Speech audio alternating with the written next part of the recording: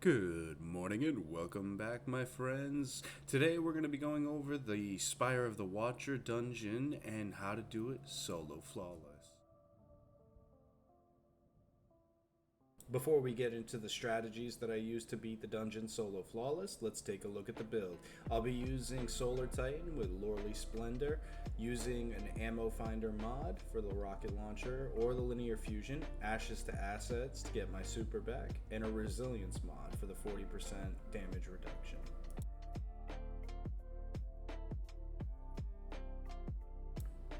For the gauntlets, we're going to be using two impact induction mods, elemental charge, so we become charged with light once we pick up an elemental well, and another resilience mod.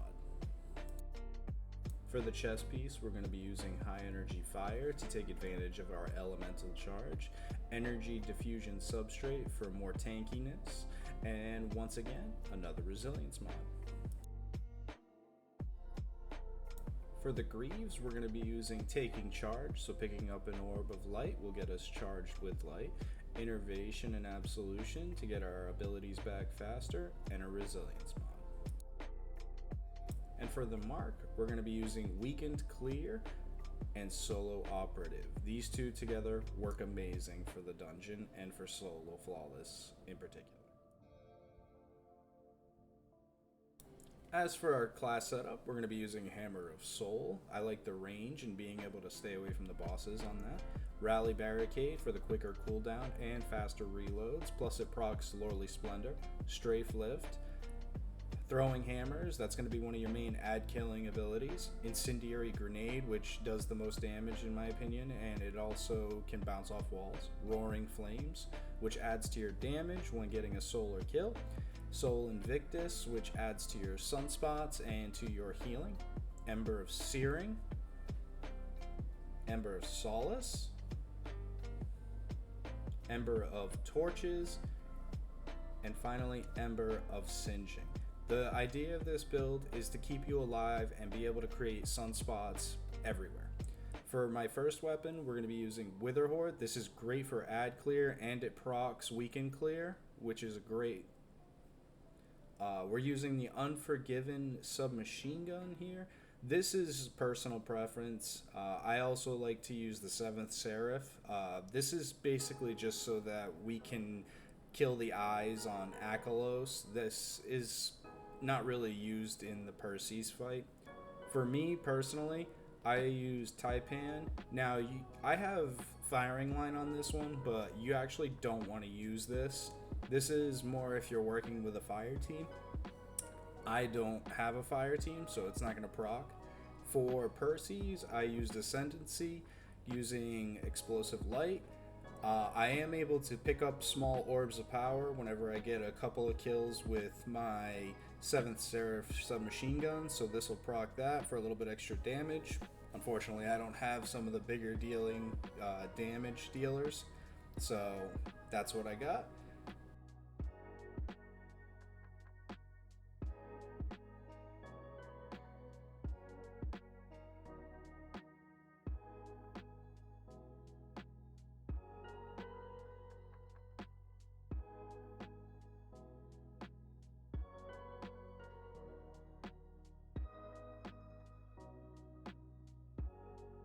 So following the path that I took, jumping over the gaps, you're going to get to this OK Corral looking area, and this is how you start the technical first encounter. So you're going to kill this goblin, and over here you're going to have a minotaur that spawns. He's a yellow bar with a shield. Once you kill him, he'll drop something on the floor. It kind of looks like a Vex milk puddle. Once you step into that, you're going to get Arctrician. Now Arctrician is how you're going to activate the nodes that are around this area. So you don't necessarily have to follow the path that I did to do these nodes, but I'll show you where all these nodes are so that you can do it on your own.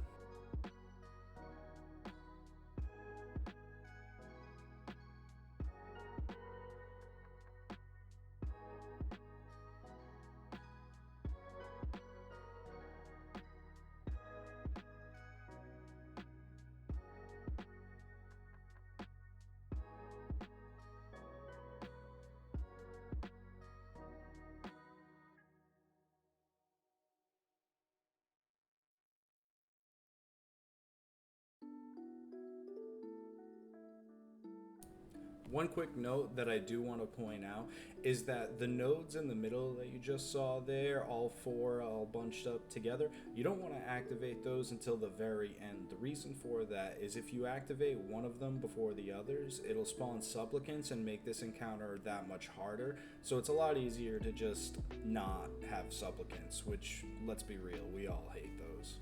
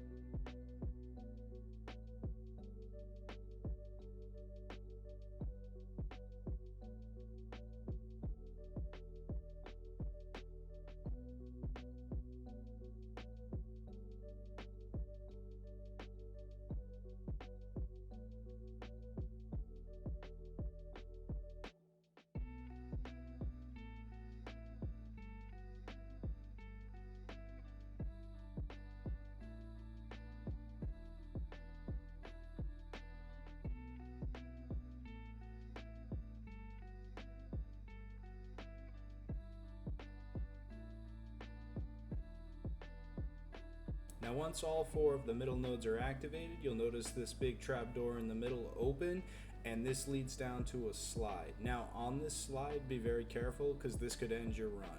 So I use the side here and I kind of bunny hop and hit these little brackets on the side just to make sure that I don't have too much momentum going down the slide. And believe me, you don't want to die at this part. Even if you do though, I mean, you're not that far in.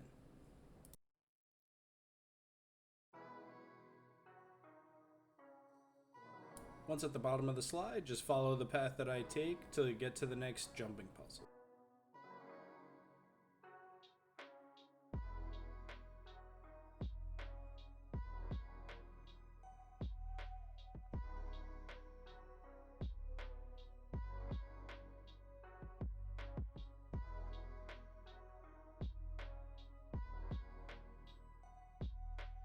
Now that we're approaching the first jumping puzzle, couple quick notes. You can shatter skate, use lion rampants, and I believe the air dodge for warlocks to get from the beginning of this to the end, but we're not going to do that. I'm going to show it as if we didn't have those available to us.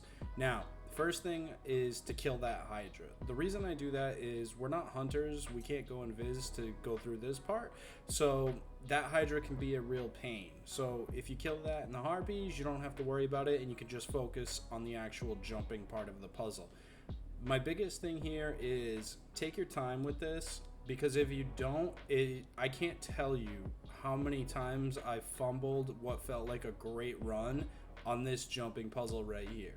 I've probably died more here than any other part of the dungeon itself. I hate this.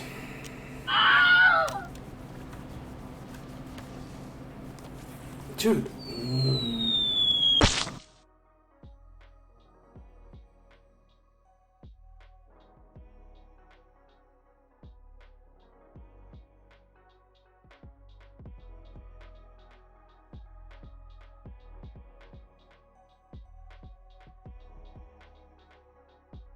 Once beyond that point, just to continue along the path that I take, all the way up until the first true encounter of the dungeon.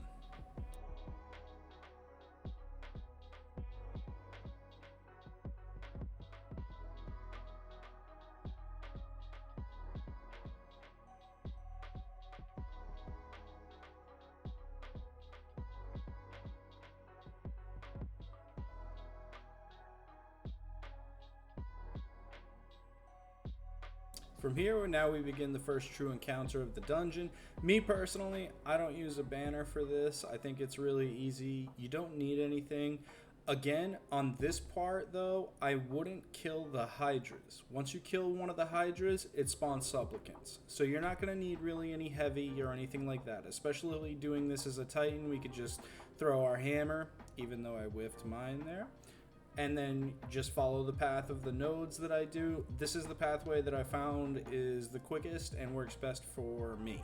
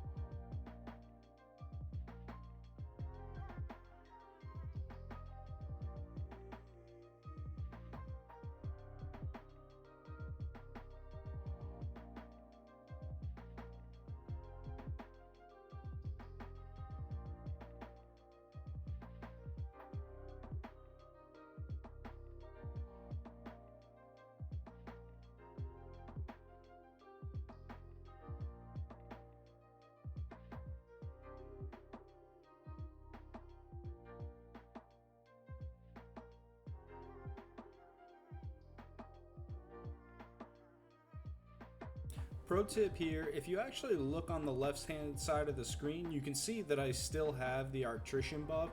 So if you can keep that buff, just continue along hitting the nodes. You don't even have to kill the Minotaur, because every time you hit a node, I believe it gives you like 5 seconds extra on your Arctrician buff. I mean, obviously kill the Minotaurs if you need to, but if you can avoid them and just hit the arc nodes, by all means, go for it. Because the buff, if you do this fast enough, will last long enough for you to go around and do every single node.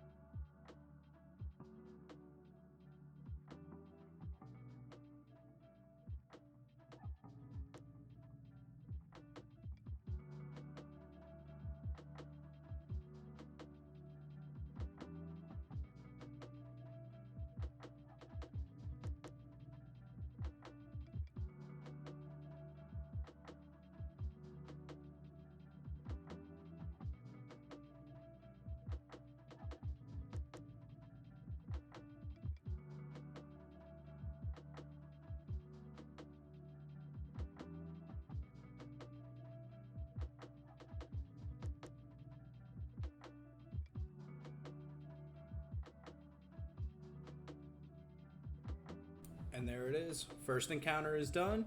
You get your loot, and now it's on to Akalos, the first boss.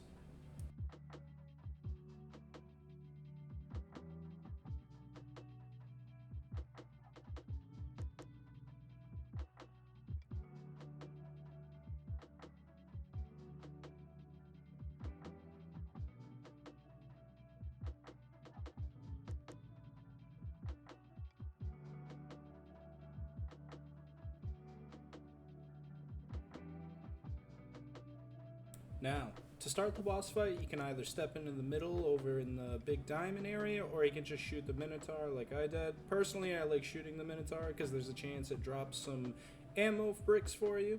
Now, it's all going to take the knowledge that we've learned so far from the rest of the dungeon and do the same exact thing.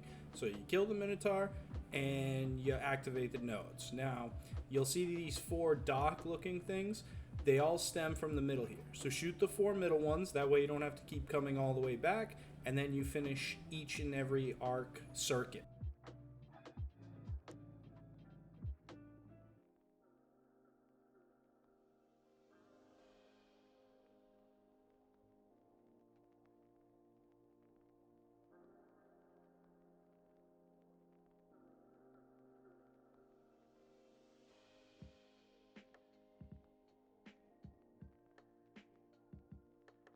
A quick note about this encounter.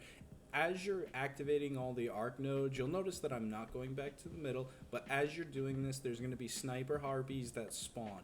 So as you're working your way around, you're doing all of the nodes, try to kill some of those harpies. Just because during the damage phase, they can be a real hindrance to you actually dealing damage if you're using a linear fusion, which is what I recommend for this encounter, is some sort of linear fusion, wither horde, or grenade launcher to weaken Akalos, and then dealing damage that way, as you'll see in a second.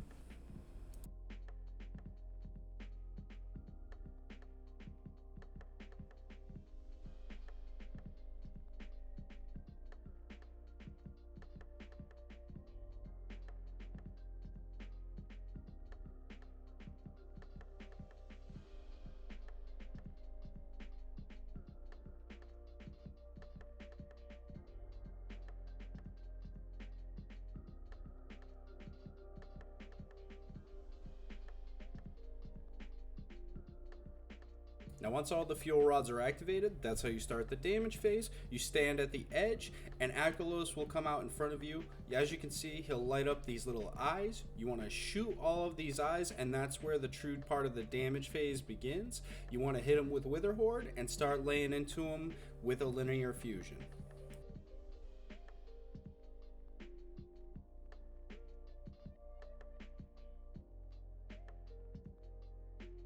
Once you reach the end of the damage phase, Akalos will do this big explosion. This is why I like to stand on the edge of the docks that are sticking out from the middle, because you actually won't get hit from it. If you're using Titan like I am in this, you can actually put up your barrier and take no damage regardless of where you are, as long as it's facing him. Once you've defeated him, you'll see that he blows up. You go towards the middle, and that's where you'll go to make it to the next encounter.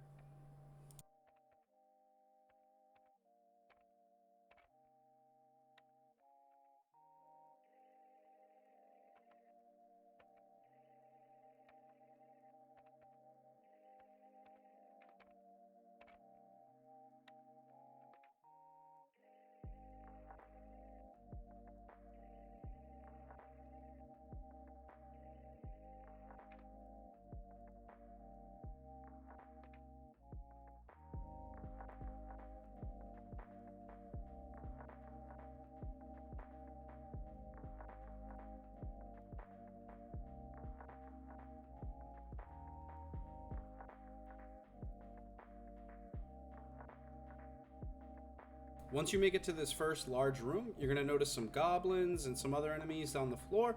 Kill them. That's going to spawn a Minotaur that drops the Arctrician buff.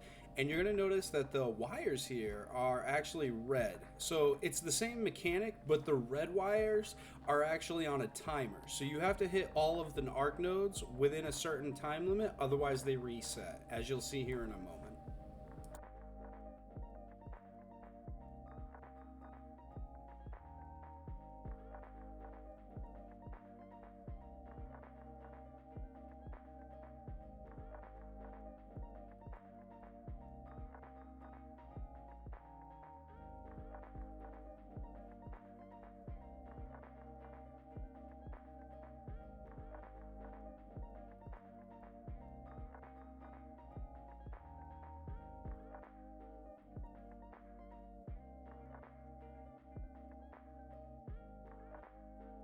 Once you've activated all of the nodes, a spot in the floor will actually open up and you can proceed to the next chamber.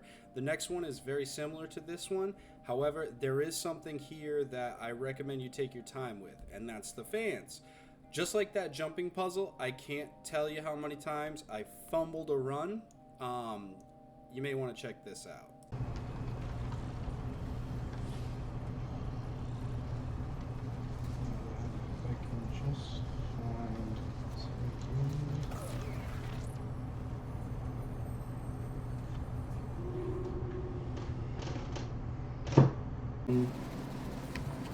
Where is it? You know what?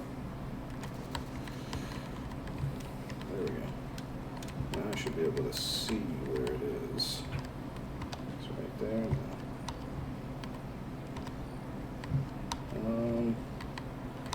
Come on now, where is it?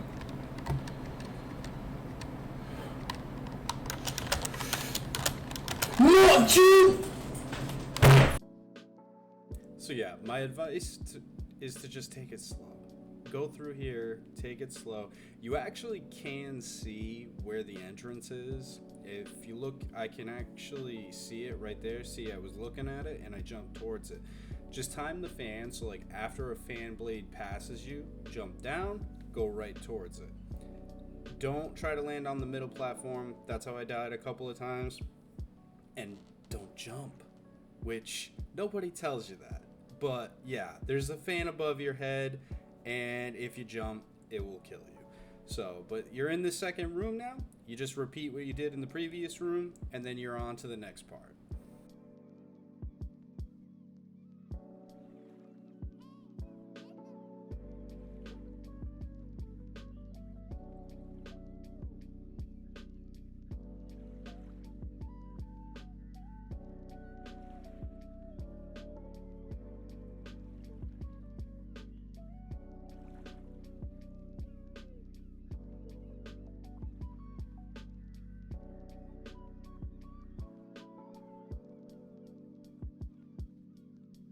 Now that we're done with that, you simply just jump down this hole. Mind the lasers, the hitbox on those things is a lot larger than you think it is. Wait for it to fully go by.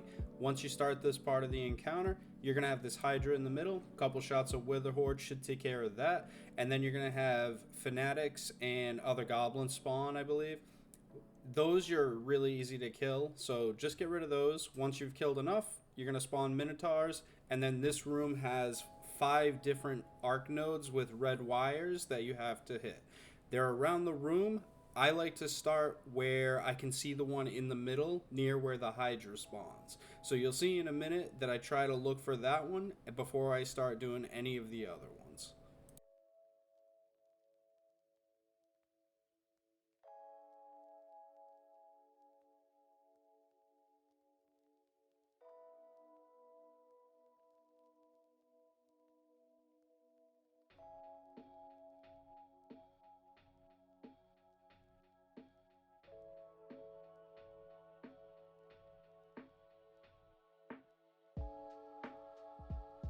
Now that you're done with this part, you just go on to this hole in the floor, jump down, make sure, because the next hole is going to be a really long one, so you got to try not to die here, so make sure that you're ready and you're prepared.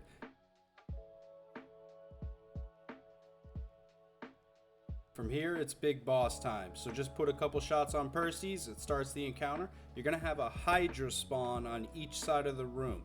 Now you'll notice those doors behind the Hydras, they will actually open up eventually, so kill the Hydras as fast as you can, and then go into that room, because that's going to kind of be like a little safe haven for you. You'll see in a minute that I kind of just chill in there, and I take out this other Hydra from inside this room. The reason being is, 1, the boss doesn't go in there, and 2, the supplicants and stuff usually don't go inside of this room, because you are going to have a bunch of supplicants.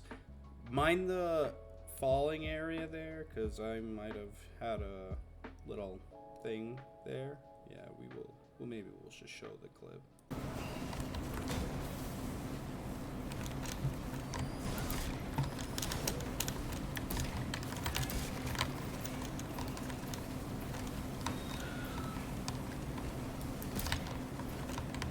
Which one is it?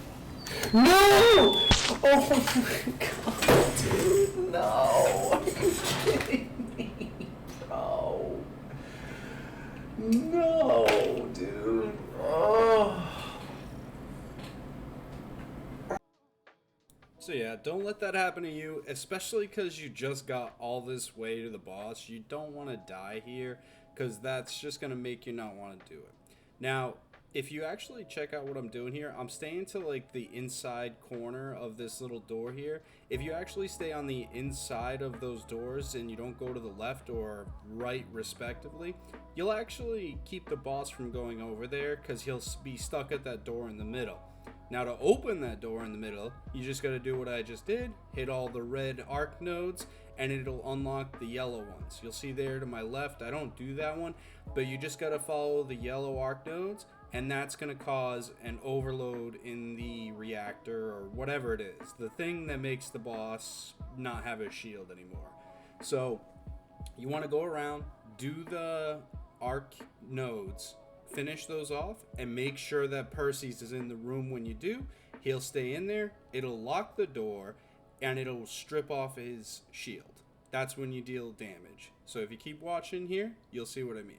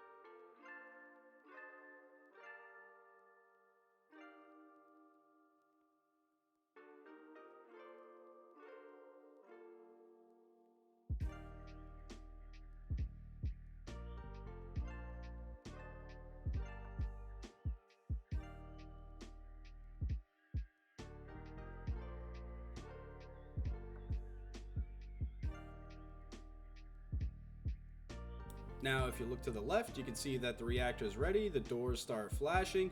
That means it's time to get Perseus in there and get the heck out of Dodge. So what do? Come back out to this main room. The red arc nodes are open again. Make sure you shoot all those. That will lock the door and Perseus inside. The reactor goes off, strips his shield, and now you're ready for damage.